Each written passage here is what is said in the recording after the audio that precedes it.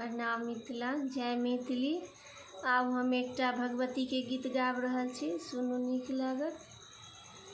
श्यामा मैया सजल नयन सो तकियौने एक बेर हमरा पर, आस करब हम ककरा पर ना।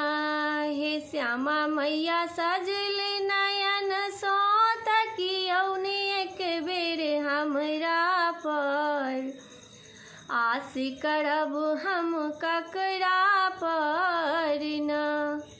मन में मंदिर एक बनाएब, श्यामा मैया के बैसाएब। मन में मंदिर एक बनाएब, श्यामा मैया के बैसाएब। हे मैया गिद्ध बैसल छन मन मंदिर के खपरा पर, आस करब हम ककरा पर ना। हे श्यामा मैया सजल नयन सो तकियौने एक बेर हमरा पर, आस करब हम ककरा पर ना।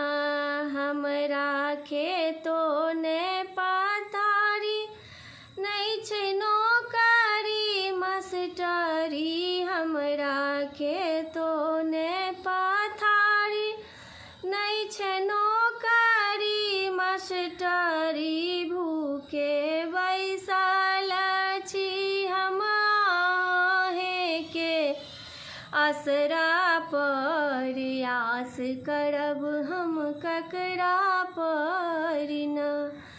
हे श्यामा मैया सजल नयन सो ताकू एक बेर हमरा पर, आस करब हम ककरा पर ना।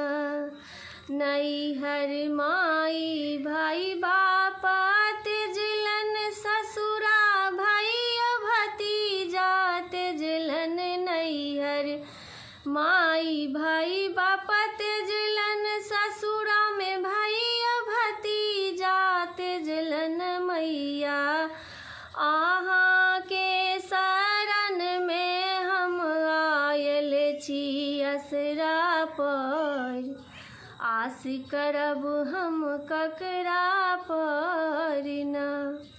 हे मैया अहाँ के शरण में आयल छी हम असरा पर, आस करब हम ककरा पर ना। हे श्यामा मैया सजल नयन सो ताकू एक बेर हमरा पर, आस करब हम ककरा पर ना। हे श्यामा मैया सजल नयन सो ताकू निर्धन पर, आस करब हम ककरा पर ना। प्रणाम मिथिला। ई गीत अहाँ सबके केहन लागल जरूर कमेंट में बताओ। चैनल के सब्सक्राइब करू और शेयर भी।